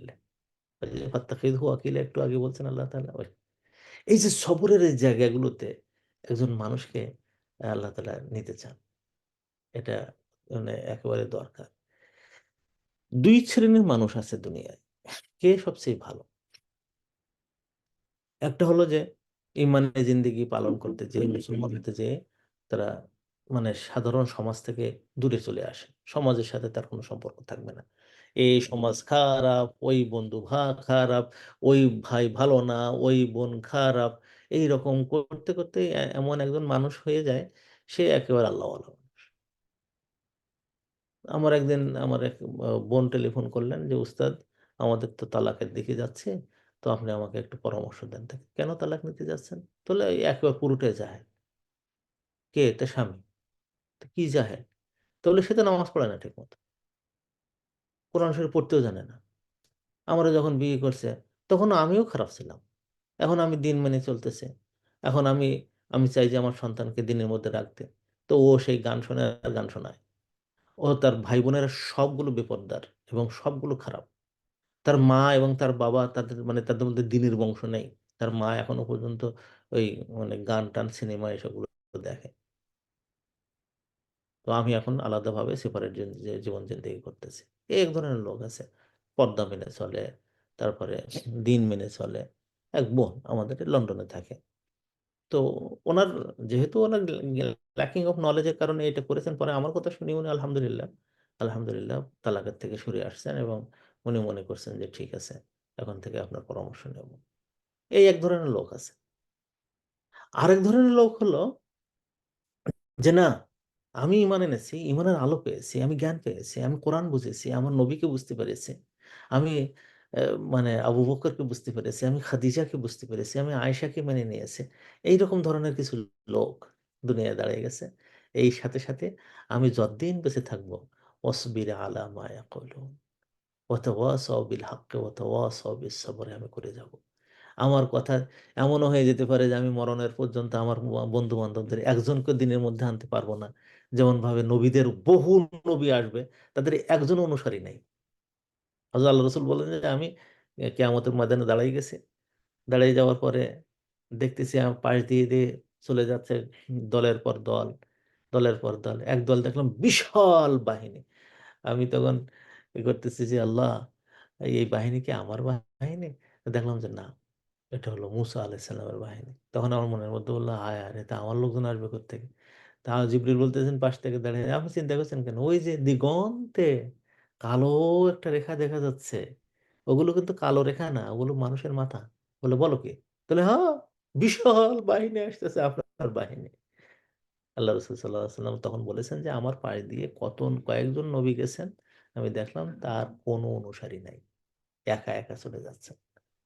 আল্লাহ তাআলা জিজ্ঞেস করছেন, "এই নবী, তুমি তোমার দাওয়াত কি মানুষের কাছে দিয়েছিলে?" তে "হ্যাঁ, দিয়েছিলাম।" "সাক্ষী কই?" "সাক্ষী নাই। আশেপাশে কোনো নিজের বউ নাই। নিজের বউ যে সাক্ষী দেবে তাও নাই।" বলেছে, "আল্লাহ, আমি যে দিন প্রচার করছিলাম, তোমার একজন নবী আছে মুহাম্মদ সাল্লাল্লাহু আলাইহি ওয়াসাল্লাম এবং তার যারা অনুসারী আছে তারাই বলে দিতে পারবে।" "বলো কি?" তখন উম্মতে মুহাম্মদকে, এই যে নবী সঠিক দিন প্রচার করছিল?" "হ্যাঁ আল্লাহ, সঠিক দিন প্রচার করছিল।" তারপরে আল্লাহ রসুলকে জিজ্ঞেস করল, "তোমার উম্মতটা কি ঠিক বলতেছে?" তো আল্লাহ রসুল, "হ্যাঁ, ঠিক।" তো উম্মতদেরকে জিজ্ঞেস করো, "তোমরা জানলে কোত্থেকে?" তাহলে আমরা কোরআন শরীফ পড়ে তোমার কথা শুনে তো আমরা বুঝছি যে ওই নবী ছিল এবং তার অনুসারী ছিল। তখন ওই নবীর শাহাদাত দরকার। এই যে এটাই কোরআনের বহু জায়গায় আল্লাহ তাআলা বলেছেন। সূরা হাজ্জের মধ্যে, সূরা বাকারার মধ্যে যে, "লিতাকুনু শুহাদা আলান নাস ওয়া ইয়াকুনা রাসূলু আলাইকুম শাহিদা।" তাহলে এটা কখন সম্ভব হয়? এটা হলো সবরের ক্ষেত্রে যে আমি তো দিন মানার চেষ্টা করছি, আমি মানাবার চেষ্টা করব মানুষকে। এইটাকেই বলা হয় যে যে মানুষের সাথে মেশা, জাহেলিয়াতের সাথে বসবাস করা এবং সেই বসবাসকারীদের ইসলামের পথে নিয়ে আসা। আল্লাহ রাসূল সাল্লাল্লাহু আলাইহি ওয়াসাল্লামের একটা হাদিস আছে এইভাবে যে, "আল মুমিনুল লাযী ইখালিতুন নাস ওয়া ইয়াসবিরু আলা আযাহুম খায়রুন মিনাল্লাযী লা ইখালিতুহুম ওয়া লা ইয়াসবিরু আলা আযাহুম।" ওই মুমিনটা হলো সবচেয়ে ভালো, যে মুমিন মানুষদের সাথে মেশে এবং তাদের কষ্টটা সহ্য করে নেয়। বিরাট কষ্ট কিন্তু। আমি দেখছি তো। আমি আমার আ ছোটবেলা থেকেই আমাদের বাড়িতে একটা হোটেলের মতন ছিল। প্রত্যেক বছর তো বড়, বড় প্রোগ্রাম করতেন আব্বা এবং এমন কোনো বেলা নেই যে বেলাতে বাইরে থেকে লোকজন এসে খাচ্ছে না। তো আপনি যদি ইমানের জিন্দেগি চালাতে যান, তা আপনার বাসায় এই পরিমাণ লোক আসবে, খাবে তারা। আমার দাম্পত্য জীবনের সবচেয়ে বড় কঠিনতম জায়গা হলো এই জায়গায় আমার ওয়াইফ বা আমাদের যারা পরিচিত আছে দেখি তাদের ওয়াইফদের এই কাজটা করতে হয় যে নিয়মিত রান্না করতে হয়। আমার উস্তাজ, আমার বড় ভাই শেখ আব্দুল কাইয়ুম হাফিজাহুল্লাহ লন্ডনে। উনি আমি যখন লন্ডনে আসছি তো ৩য় দিনে আমি আসছিলাম শুক্রবারে, বৃহস্পতিবারে। শুক্র, শনি অ্যা রা রাত্রে উনি আমাকে দাওয়াত দিলেন উনার বাসায়। পৃথিবীর সেরা একজন আলেমের সাথে অ্যা উনি আমাকে দাওয়াত দিলেন, বাসায় গেলাম। তো উনার তখন একটা কথা উনি আমাদের বলছিলেন আমাকে এবং সেখানে তার উস্তাদও আমারও উস্তাদ। তো শেখ নাসর আল আকাল পৃথিবীর সেরা আলেমদের মধ্যে একজন। তো সেখানে আমরা ওই খাইতে, খাইতে উনার জীবনের গল্প বলতেছেন।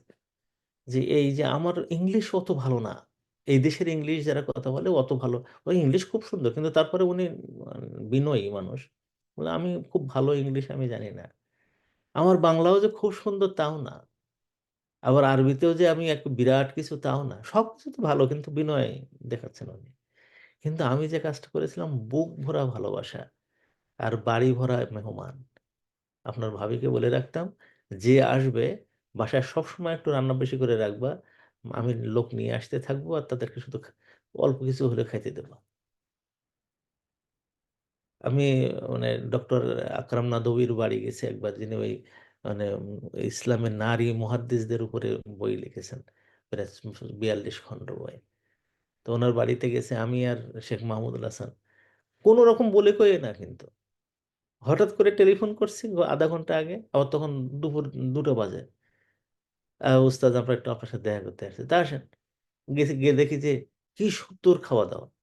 আমি বললাম যে, "আপনার আরবিটা কি জানেন নাকি?" তো বলে, "না, এটা আমার বাড়িতে সবসময় থাকে। কারণ মেহমান সবসময় আসতে থাকবে।"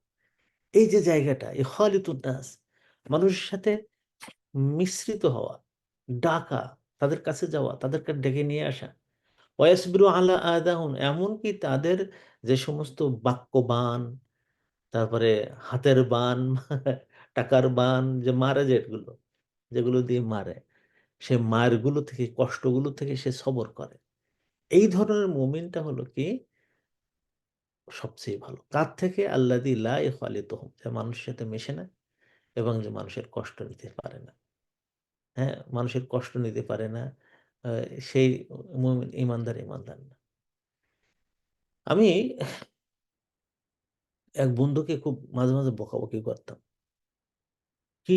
তা আমার সাথে বসলেই, "তোর ভাবি এই, তোর ভাবি ওই, তোর ভাবি আজকে এইটা করেছে, তোর ভাবি ওইটা করেছে।" তা আমি তখন বললাম, "তুই মানে সেজদা দিয়ে পড়ে থাক। তা কেন? তো এইরকম একটা বউ পাইছিস। তো তুই যে বলতেছিস আমার বউ তো তোর চেয়ে খুব বেশি তোর বউর চেয়ে খুব বেশি ভালো এমন না।" তো তখন ঠান্ডা হয়ে যেত। "তাই নাকি? তা হ্যাঁ, আচ্ছা, আচ্ছা ঠিক আছে।"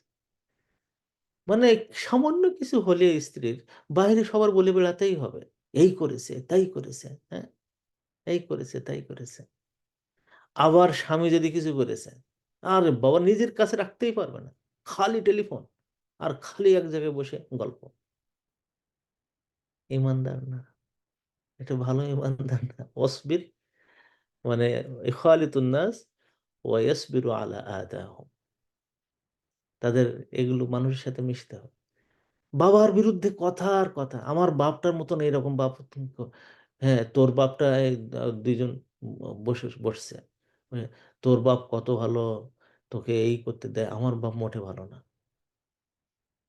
আল্লাহ রসুল একটা মানে মানে 4 জন মহিলার জীবনী বলছিলেন যে তারা একদিন বসছে এক জায়গায় বসে, প্রথম বউ তার স্বামী সম্পর্কে কত খারাপ, দ্বিতীয় কত খারাপ, তৃতীয় আরে কত খারাপ। হ্যাঁ, এরকম। এরা ভালো ইমানদার নয়, ভালো ইমানদার নয়। তারা কোনো সময় সাকওয়া করবে না, সাকওয়া করবে না। দ্বিতীয়ত উম ২ নম্বর যে জায়গাটা, সেই জায়গাটার নাম হলো এটাকে বলা হয় সবরুন জামিল। দেখেন ইসলামের ইতিহাস, ইসলামে একজন ঈমানদার মানুষের মধ্যে ৩ টি জামিল শেখায়। জামিল, জামিল মানে সুন্দর। ৩ টি সুন্দর শেখায়। এক সুন্দরের নাম হলো সবরুন জামিল। আরেক সুন্দরের নাম হলো হিজরুন জামিল। আজকে যেটা মানে ২য় অংশ যেটা। ওয়াহজুরহুম, হ্যাঁ, হিজরান জামিলা। ওয়াহজুরহুম হিজরান। তাদেরকে ত্যাগ করো, কিন্তু হিজরে জামিল করো। সেই ত্যাগটা হিজরে জামিল হতে হয়। আরেকটা হলো আসফহুল জামিল। এই ৩ টি সব লিখে রাখুন সবাই। এই ৩ টে একজন ঈমানদার মানুষের জীবনে দরকার হয়। একটা হলো আস-সবরুল জামিল। আস-সবরুল জামিল হলো এমন সবর লা শাকওয়া ফিহি অথবা লা শিকায়াতা ফিহি। সেখানে কোনো অভিযোগ থাকে না। ১০ জন লোক আসছে। এসে তারপর তার বাবার সামনে যেয়ে বলতেছে, তারা নিজেরাই তাদের আরেকটা ভাইকে মেরে ফেলছে। বাবা মেরে ফেলছে মানে কূপের মধ্যে ফেলে দিয়ে আসছে। কূপের মধ্যে ফেলে দিয়ে আসছে। এসে তারপরে বাবার কাছে যেয়ে বলছে, "বাবা, একটা নেকড়ে বাঘ এসে আমাদের ভাইকে খেয়ে ফেলছে। এই দেখো, বিশ্বাস না হলে তার জামা।" তো তখন বুড়ো মানুষ উনি দেখলেন যে যা, যা বলতেছে, "বাল সাওয়ালাত লাকুম আনফুসুকুম আমরা।" তোমরা সব বানায়, বানায় কথা বলতেছ। এটা এরকম না। একবারও লাঠি দিয়ে বড় ভাইয়ের গালায় একটা মানে আ বাড়ি মারলেন না। একজনকে লাথি মেরে বের করে দিলেন না। তারপর সবরুন জামিল। আমি সবর ইখতিয়ার করলাম। এই সবর ইখতিয়ার করতে, করতে এই লোকটা এমন এক পর্যায়ে পৌঁছে যায়, এই বুড়ো মানুষটা। ১ম এ তার জীবনের কলিজার টুকরা সবচেয়ে ভালোবাসতেন, যে নবী হবে বুঝতে পারছেন, সেই ইউসুফকে তিনি হারিয়ে ফেলছেন। এরপরে ইউসুফ হারানোর শোক আছে, কান্নাকাটা আছে। এক পর্যায়ে যেয়ে তার আরেক ভাই ছিল বেনিয়ামিন, ইউসুফের। আর তার আরেক সবচেয়ে ছোট ছেলে।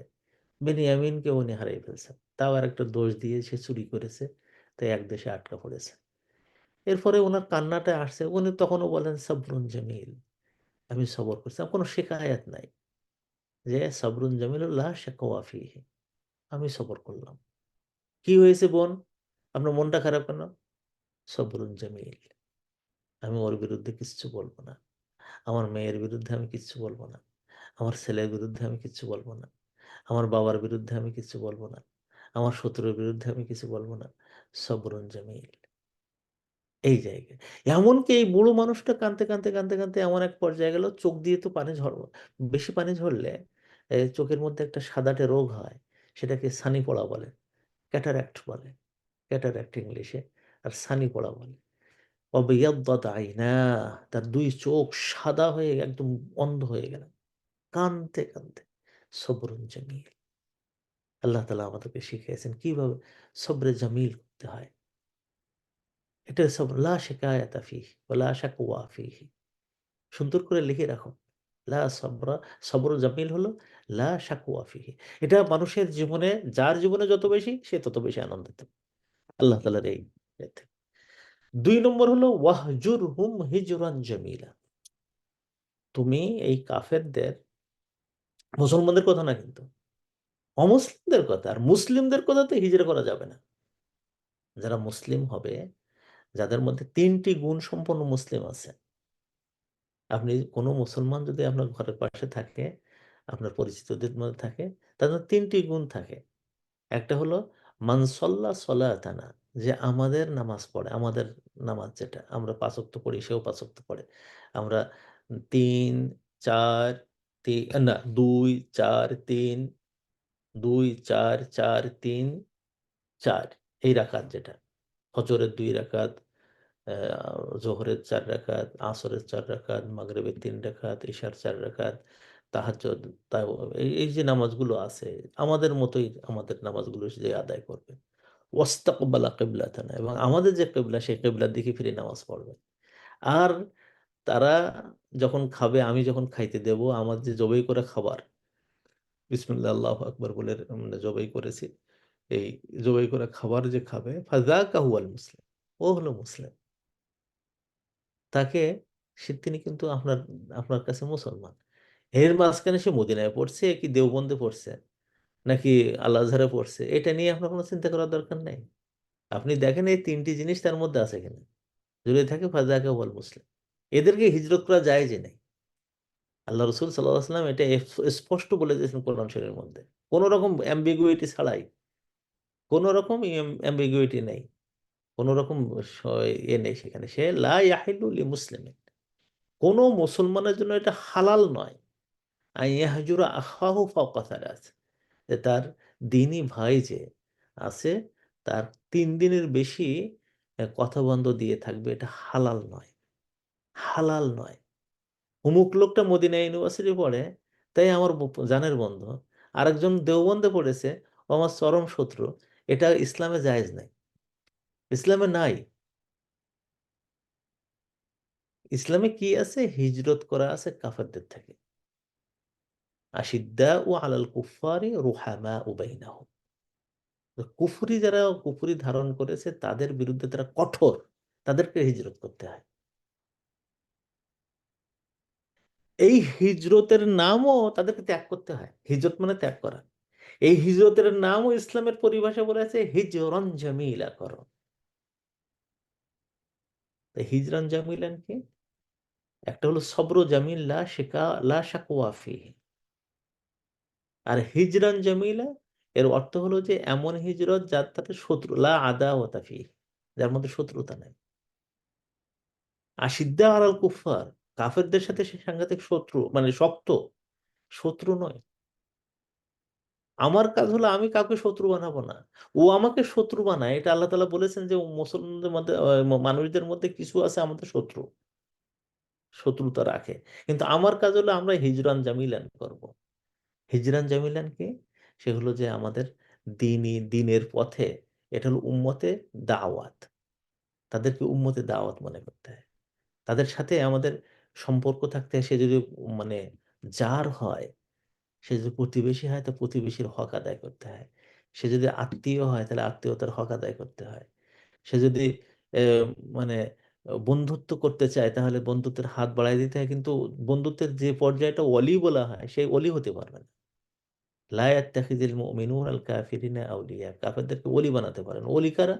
ওলি হলো যারা মানে নিজের পরিবারের বিভিন্ন বিষয়ে তারা নাক গলাতে পারে, তাদের অধিকার আছে, তাদের প্রভাব আছে।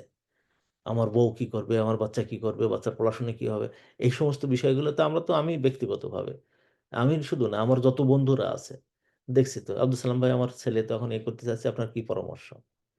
তার মানে আমি তাদের বলি, মানে তাদের এত ঘনিষ্ঠ বন্ধু, এটা করা যাবে না কাফেরদের। কিন্তু তাদের সাথে বন্ধুত্ব হতে পারে। তার প্রতিবেশী, তার প্রতিবেশিত্ব তারা অধিকার পেতে পারে। তারা ব্যবসায় পার্টনার হতে পারে। কেমন? এগুলোতে করতে হবে কিন্তু হিজরান জামিলা। তাদের সাথে আমাদের এতটুকু থাকবে, তাদের যে কুফরিতে আমরা যাব না। তারা যদি বার্থডেতে ডাকে আমরা যাব না। তারা যদি 25শে ডিসেম্বর আমাদের দাওয়াত দেয় সেখানে আমরা যাব না। তারা যদি লক্ষ্মী পূজার সময় আমাদের দাওয়াত দেয় সেখানে আমি যাব না। হিজরান করতে হবে। এই জামিলান করতে হবে যেখানে শত্রুতা নেই। আমার সাথে তোমার কোনো শত্রুতা নেই। হিজরান জামিলান। তাহলে দ্বিতীয় পদ্ধতিটার নাম কি? হিজরান জামিলান। আর প্রথম হলো সবরান জামিলান। সবরুন জামিলুন, হিজরুন জামিলুন। হিজরুন জামিলুন কি? যে লা আদাওয়াতা ফিহি, সেখানে কোনো শত্রুতা নেই। আল্লাহ রাসূল সাল্লাল্লাহু আলাইহি ওয়াসাল্লামের একটা ইতিহাস আছে এরকম, যে উনার বাসায় একবার মেহমান আসছে একজন। দারুণ মেহমান। তাকে খাইতে দিতে হবে। বাসায় খাওয়ার খাদ্য-দাবার মতন কিচ্ছু নাই, কিচ্ছু নাই। অন্যদিন তো এক মেহমান আসে, তাকে একটা খেজুর আ আয়েশা সিদ্দিকার উনি খাবেন বলে রেখে দিয়েছিলেন ২ টো, একদিনে খাবেন ২ জন। একদিনের জন্য একটা খেজুর ২ ভাগ করে খাবেন। তো এক মেহমান আসছে। তো আল্লাহ রাসূল বলছেন, "আছে কিছু খাওয়া?" তো আয়েশা বলছেন, "না, একটা খেজুর আছে শুধু।" তুলোটি দাও। তা আমরা খাবো কি তুলো? পানি। ওইটা দিয়ে পানি খেলেন তারা। আরেকদিন আসছেন, শুধু পানি ছাড়া কিচ্ছু নেই ঘরে। তো আবু রাফে নামে একজন সাহাবী ছিলেন। তাকে বললেন যে ওই যে ইহুদি একজন তার প্রতিবেশী, তো তার কাছে যাও, যেই বলো যে আমার কিছু খাবার দরকার এখন। তো উনি উনি যেন আমাদের তাই সে খাবার দিত, মানে খেজুর, তারপরে এই সমস্ত খাবার টাবার। তখনকার খাবার তো আর ওই যে মানে বিরিয়ানি টিরিয়ানি তো আর না। এইগুলো আমার দরকার।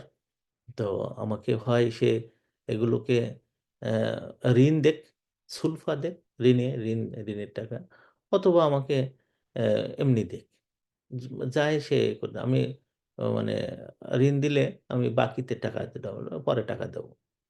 তো গেছে ওখানে আবু রাফে, যে তার ইহুদিকে বলছে যে আমাদের নবীর বাসায় এক মেহমান আসছে, তা আপনার এখানে পাঠাইছেন যে আপনি কিছু খাবার তাকে দেবেন, মানে ঋণের উপরে বাকিতে, অন ক্রেডিট। তাহলে মাথা খারাপ হয়েছে, বিপদে, মানে আল্লাহ রসুল বিপদে পড়ছে, ওর আর মন ভালো লাগছে না, মাথা খারাপ হয়েছে, আমি দেবো না, যাও গিয়ে বলো গিয়ে যে হবে না। যদি সে এমন কিছু জিনিস দেয় বন্ধক রাখা মতন, যেমন আমরা ঘড়ি দিয়ে রাখি, যে আমি টাকা দিয়ে ঘড়িটা ফিরে ছাড়াই নিয়ে যাওয়া, রেহেন বলা হয়, এরকম যদি হয় তাহলে আমি দেবো। তা আল্লাহ রসুল যখন ও ফিরে আসছে, এসে যখন এই কথা বলছে, আল্লাহ রসুলের মনটা খুব খারাপ হয়ে গেছে। বাসায় একজন মেহমান, দামি মেহমান, আর তাকে কিছু খাইতে না দিলে কেমন হবে। তো উনি ঘরের মধ্যে যে আয়েশা সিদ্দিকা রাদিয়াল্লাহু তাআলা আনহাকে বললেন, অনেক রকমের, এটা কিচ্ছু নেই তেমন, যেটা বন্ধক রেখে এটা হয়। তো ওনার একটা আরমার ছিল, মানে লৌহবর্ম, ওটা বললাম যুদ্ধের ময়দানে পরে যেতেন, এটা নিয়ে বলে যে এটা নিয়ে যাও এহুদের কাছে, এটা দাও, দিয়ে কিছু টাকা পয়সা নিয়ে এসো আর কিছু খাবার নিয়ে এসো। তারপরে ওই যাওয়ার পরে ওইটা দিলেন। তো এই যে সবরটা করা, এই জায়গায় তিনি একজন রাষ্ট্রের প্রধান, তার অধীনেই থাকে এই ইহুদিটা। তিনি, আমরা যদি ওই সময় হতাম, ও ধরে নেয় ওইটারে, ধরে নেয় আমি মজা দেখাচ্ছি তারে। নো, সবরুন জামিল, হিজরুন জামিল, সবরুন জামিল, হিজরুন জামিল। তার কাজকে তিনি ওই ইহুদি কিন্তু মানে এতে কাজ করতো, মানে সুদের কারবারি ছিল, তাকেও হিজরে জামিল করেছেন। এটা আল্লাহ আদাওয়াতাফি, তার সাথে কোনো শত্রুতা নেই। কিন্তু সে যদি আমাকে মারতে আসে, তাকে আমি প্রতিরোধ করব, আমি তাকে আগে মারতে যাব না, কিন্তু হিজরুন জামিল করতে হয়। দেখেন কত সুন্দর। অনেকেই বলেছেন এই আয়াতটা হয়ে গেছে, মানসুখ হয়ে গেছে আয়াতুস সাইফ দিয়ে। আয়াতুস সাইফ হলো সূরা তওবার একটা আয়াত, যেখানে বলেছেন যে তোমরা মুশরিকিনদেরকে যেখানে পাও সেখানে মারো। এই আয়াত দিয়ে নাকি এটা মানসুখ হয়েছে, কথাটা ঠিক নয়। আমাদের এই মানে মুফাসসিরিনদের একটা আছে, যে প্রায় ১০০-র মতন হুকুম বলেছে আয়াতুস সাইফ দেখে মানে বাতিল হয়েছে। এটা কথাটা ঠিক নয়, কথাটা ঠিক না। কেন, ইসলামের আপনার এসব হলো প্রথম দিকের কথা। হ্যাঁ, যুদ্ধ অবস্থা বড় বিরাজ করতেছে, তখন যে সূরা তওবার এই কথাটা খাটে। ২ দেশের মধ্যে যুদ্ধ চলতেছে বা ২ এলাকার মধ্যে যুদ্ধ চলতেছে। সেই যুদ্ধের ময়দানে কিছু, কিছু নিয়ম আছে। সেই নিয়ম সাধারণ নিয়ম খাটে না। আমাদের এই লন্ডনে এক মুসলমান আ এক পুলিশকে মারছিল। মানে একেবারে বন্দুক দিয়ে গুলি করে মারছে। পরে যখন জিজ্ঞেস করা হয়েছে, "তুই এটা করতে গেলি কেন?" তো বলল যে, "কোরআন শরীফে আছে। যেখানে মুশরিক পাও সেখানে মারো।" তো এটা তো এই দেশে না। এখানে এরকম হবে না তো। যুদ্ধের ময়দানে, যুদ্ধ চলতেছে, সেখানে ঘোষণা হয়ে গেছে এবং কাফেররাও জানে যে আমরা যুদ্ধ করতেছি, মুসলমানরাও জানে আমরা যুদ্ধ করতেছি এবং ব্যাটল ফিল্ডে আছে। তখন একে অপরকে কলা দিয়ে, "ভাই আপনি কলাটা খান, আমারে আপনি খুব ভালো মানুষ খান না?" ওখানে কলা না, ওখানে ছুরি দিয়ে আঘাত করার জায়গা। সেই আয়াতটা ওখানের জায়গায় লন্ডনে লাগানো যাবে না। হিজরান জামিলা, হিজরান জামিলা। তাদের সাথে সম্পর্ক হবে এই, যে তাদের দিনটা আমার কোনোভাবে আমার ভিতরে আসবে না। ওই যে আমাদের বাংলা ভাষায় একটা কথা বলে যে, "ঘৃণা করো চোর চুরিকে, চোরকে নয়। কুফরিকে তুমি ঘৃণা করবা, কিন্তু কাফেরকে না। কাফেরের কাছে যদি ঘৃণা করে, তা কার কাছে তুমি দাওয়াত পৌঁছাবা?" তাদের সাথে মানে মানে হিজরান জমিলান করতে হয়। দ্বিতীয় আরেকটা মানে গুণাবলী একজন মুমিনের থাকা দরকার, সেটা হলো সফহন জামিল। মানে মানুষকে মাফ করতে দেওয়া, মাফ করা। কোনো অপরাধ করলো, সেই অপরাধের পরিবর্তে মাফ করতে হয়। এই সাফহুন জামিল, একটা ইমানদারের জীবনে ৩টি জিনিস থাকতে হয়: সবরুন জামিল, হিজরুন জামিল, সাফহুন জামিল। সাফহুন মানে হলো পাতা উল্টানো। মানে কি, আজকে দাঁড়াই গেছি আমরা দুইজন এখানে, আমরা দুইজনের মধ্যে খুব গন্ডগোল হয়েছে, একজন এসে মাপ চাইছে, বা একজন আরেকজনকে মাফ না চাইলে, এই আমি কিন্তু তোমাকে, তোমার এই কথাটা খারাপ ছিল, আমি তোমাকে মাফ করে দিলাম, দিয়ে তারপরে ওখানে দাঁড়াই, ওখানে ওই পাতাটা উল্টাই দিতে হয়, যে এই পাতা আর দেখা দেখি হবে না, এখানে কি করছিলে, কি বলছিলে, কি ঠিক করতে, এগুলো সব বন্ধ, দেখা দেখি নেই, নতুন পাতা।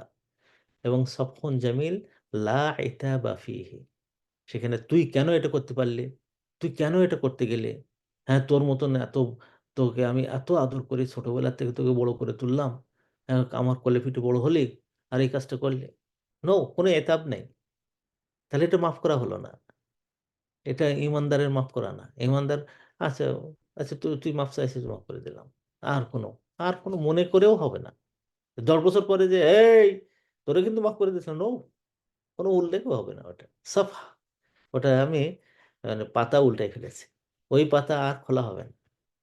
এই ইমানদারের 3টি জিনিস, এই আয়াতের মধ্যে আমরা দুটো জিনিস পেলাম: সবরুন জামিল, হিজরুন জামিল, আর একটা সাফহুন জামিল। আজকের এই আয়াতটা আমাদের জীবন চেঞ্জকারী আয়াত, আমার জীবন তো চেঞ্জ করেছে, এবং চাই যে আমরা যারা শুনছি, আমরা আমাদের জীবনটাকে যেন এরকম সুন্দর করে ফেলি। এই দেখেন সূরা মুজাম্মিল, এতদিন তো আমরা পড়েছি কত, কিন্তু এর মধ্যে যে এইরকম মুক্তা খচিত আছে, এটা আসলে তো আমরা জানতাম না। আল্লাহ তাআলা আমাদেরকে কবুল করুন। আপনারা যারা আমাদের প্রোগ্রাম শুনছেন, তাদের সবাইকে দাওয়াত দিচ্ছি এই সামারে। আলহামদুলিল্লাহ, আমি আমি নিজেও বিশ্বাস করি নাই যে এত পরিমাণ ভাই বোনেরা সাড়া দেবেন। আমরা সামার স্কুল খুলেছি ইংলিশ ভাষায় বাচ্চাদের জন্য, 7 বছর থেকে প্লাস। এমনও আছে কিছু কিছু সাবজেক্ট আমরা করেছি যে 30 বছর, 35, 40 বছরের ইংলিশ ভাষীরাও এই ক্লাসে অংশগ্রহণ করতে পারবে। যেমন আমার আকীদা ক্লাসটা, আমার আকীদা ক্লাসে শুধু বাচ্চারা থাকবে তা না, বাচ্চারা, বাচ্চার মারা, এবং বাচ্চার দাদা দাদিও থাকতে পারবে, যারা ইংলিশ বোঝে বোঝে আর কি। তো ওটাতে আলহামদুলিল্লাহ আশা যা ছিল তার চেয়ে অনেক বেশি ভাই বোন সাড়া দিয়েছেন। তারপরেও আমি আমাদের অ্যাডমিনকে বলে দিয়েছি, যদি কেউ চায় আরও এখানে আসতে, তা তারা না করো না। কারণ আকীদা তো আকীদাই, আজকে যেটা বলতেছিলাম, যে ইমানের পথে শ্রম দেওয়া লাগে, সবর করতে হয়, এটা জানার ক্ষেত্রে। 2 নম্বর হলো যে আমরা মানে 5 পিলার্স অফ ইসলাম দিয়েছিলাম, কিন্তু আসলে ওটা মানুষ বুঝতে পারেন এটা কি। তো আমরা যে চাচ্ছি যে আপনাদের ছেলেপেলেকে এই সামারে যদি আল্লাহ রসুল সাল্লাহ সাল্লাম কিভাবে নামাজ পড়তেন, সহি হাদিসের উপর ভিত্তি করে, আহ, যে নামাজটা, সেই নামাজ পড়ানো, সালাত, সালাতুন নবী, আল্লাহ রসুল সাল্লাহ সাল্লামের নামাজ, এটার উপরে একটা কোর্স আমরা এই গত সপ্তাহ থেকে অফার করেছি। এই কোর্সটা আপনারা, আমরা চাইবো যে আপনারা সব বাচ্চাদেরকে এখানে ভর্তি করে ফেলবেন, যাদের বয়স 7 বছর, সেখান থেকে শুরু করে নিয়ে এমনকি 14-15 বছর মেয়েরা সবাই। আর বা ছেলে যদি দেন তাহলে 10 বছরের বেশি দেবেন না এখানে, কেন মেয়ে পড়াবে। মেয়ে হলো আমাদের শেখ মাদানির সাহেবের মেয়ে, উনি মাস্টার্স করেছেন এই দেশের সেরা একটা ইউনিভার্সিটি থেকে, আলহামদুলিল্লাহ। এবং উনি একটা হসপিটালে জব করেন। তো মানে একদিক দিয়ে তো উনি আলেম, আবার একদিক দিয়ে তিনি আবার ডাক্তার, ফার্মাসিস্ট আর কি। তো এত জ্ঞানের অধিকারীদের পাওয়া খুব মুশকিল। তো ওনার কাছে আপনার মেয়েদেরকে এবং বাচ্চাদেরকে ইসলামের সঠিক সালাতের নিয়মটা সে আপনাদেরকে পড়াই দেবে ইনশাআল্লাহ। 8টা ক্লাসে আমরা গত সপ্তাহ থেকে আমরা শুরু করেছি এই ক্যাম্পেইনটা। এখানে আমরা আশা করি যে আপনারা আগামী সপ্তাহের মধ্যেই ভর্তির কাজ শেষ করবেন। আমাদের বেশি ছাত্র আমরা এখানে নেব না, আমরা 12 জনের উপরে কোনো ক্লাসে ছাত্র অ্যালাউ করি না, কিন্তু আমার ক্লাসটা একটু অ্যালাউ বেশি করেছি, কারণ আমি চাই যে এখানে আসুক। আলহামদুলিল্লাহ, আমাদের কোরআন মুখস্থ করা, যে ছোট ছোট সূরা যেগুলো আছে তাফসীর সহ মুখস্থ করে দেওয়ার আমাদের একটা প্রকল্প নেওয়া হয়েছে। সেখানেও ছাত্র ভর্তি হয়েছে বোধহয়, সিট খালি আছে কিনা জানি না, আপনার খোঁজ নিয়ে সেখানে আপনারা চেষ্টা করবেন যেন আমাদের বাচ্চাদেরকে সামারে শেখাতে পারি। এরপরে হলো আল্লাহ রসুলের জীবনী, আল্লাহ রসুলের জীবনী এই গল্পের মধ্যে সুন্দর করে আমার মেয়ে সে পড়াবে। ইউসিএল-এ সে এখন একজন রিসার্চ অফিসার হিসেবে কাজ করছে। খুবই নাম করেছে সেখানে, আলহামদুলিল্লাহ। তো আমি চাই যে তার কাছ থেকে আমার মানে আমাদের বাচ্চারা যে সমস্ত জিনিসগুলো সে শিখছে বিভিন্নভাবে আমার কাছ থেকে অথবা বিভিন্ন শায়খদের কাছ থেকে, সেটা সে মানুষের কাছে প্রচার করবে ইনশাআল্লাহ। আর 99 নেমস অফ আল্লাহ, আল্লাহ তাআলার 99টা নাম সহ যে সমস্ত দোয়াগুলো একজন মানুষকে শয়তান থেকে প্রোটেক্ট করাবে, জিন থেকে প্রোটেক্ট করাবে, বদনজর থেকে প্রোটেক্ট করাবে, সেই জিনিসগুলো আমার এই কোর্সে এখানে পড়ানো হবে ইনশাআল্লাহ। তো এখানে এই বাচ্চাদের আমরা তো শিখতে পারিনি, শিখিনি, শিখতে চাইও না। কিন্তু আমাদের বাচ্চারা যেন শেখে, এই বিশেষ করে যারা ইউরোপে বসবাস করে, আমেরিকায় বসবাস করে, তাদের সন্তানরা যেন প্রত্যেকদিন এগুলো আমল করলে আল্লাহ তাআলা চাইলে কোনো জিন তাদের টাচ করতে পারবে না। কোনো বদনজর তাদেরকে স্পর্শ করতে পারবে না। আমরা চাইবো যে এখানে আপনাদের বাচ্চাদেরকে ভর্তি করাবেন। এরপরে ওখানে আরেকটা ক্লাস আছে যেটা কোরআনিক গ্রামার, মানে মেয়েদেরকে পড়ানো হবে এবং এটা অল্প বয়সের মেয়ে হলেও অন্য যারা ইংলিশে খুব ভালো তারা এখানে আসতে পারেন। ডক্টর পারভীন রহমান তিনি এটা পড়াবেন। তিনি এমনি একজন মেডিকেল ডক্টর, আবার আ আ সর্বোচ্চ ডিগ্রি নিয়েছেন। এরপরে প্লাস হলো যে তিনি আবার ইসলামিক ইউনিভার্সিটিতে ডিগ্রি নিয়েছেন। অ্যারাবিকের উপরে পড়াশোনা করেছেন।